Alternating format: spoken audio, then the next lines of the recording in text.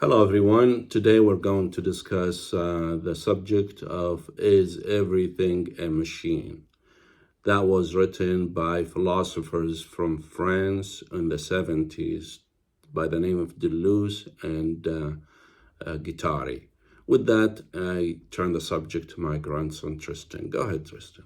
All right, thank you. So before we start off, I want to say that all of this information is being pulled from the book Anti-Oedipus, which you should definitely read. It's really good. But anyway, today we're going to be starting off our series going over the whole of Anti-Oedipus by talking about machines and how everything can be considered to be a machine. So Deleuze and Guattari, they establish everything being a machine by using kind of like humanistic examples. So like examples of the human body to say that everything is a machine. So they start off by using the example of a mouth. So a mouth is a type of machine in the sense that its functions are, eating, breathing, sometimes if you're weird or you're sick or something, talking, etc. So a mouth is a certain type of machine, right?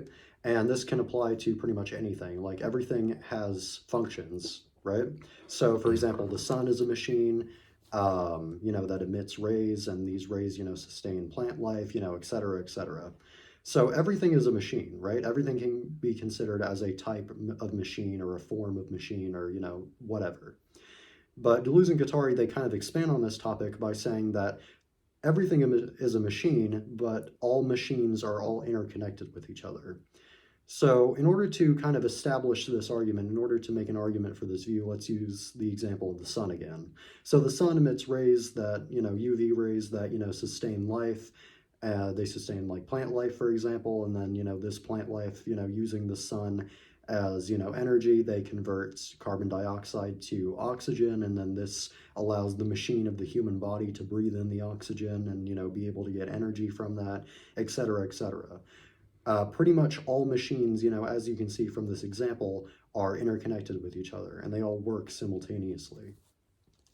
And I want to talk here real quick about how machines produce different machines. So Deleuze and Guattari, they don't just say that, okay, all machines are just connected with each other and that's it.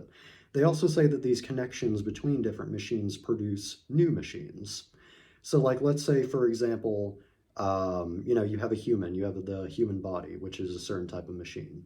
And then you have, you have like the sun, which, allows the human body to survive and live. So you have this relationship, this connection between the human body and the sun. You have this relationship, this connection between two machines. Now this leads to a new machine. Let's go for like solar panels, for example. Solar panels is a new machine. So this relationship between of survival and necessity between the human body and the sun has led the human body to want to seek sunlight more effectively, right? So like solar panels, for example, that's like a different machine that was created by humans in order to harness sunlight more effectively and more efficiently. So because of this connection between the human body and the sun, new machines have arisen and new machines have been created. So that would pretty much wrap up the first part of our little series, our little book series that we're about to start on Anti-Oedipus. Thank you for watching. I hope I explained it well. If I didn't, please comment your questions. But thank you for watching. Thank you. Goodbye. Thank you.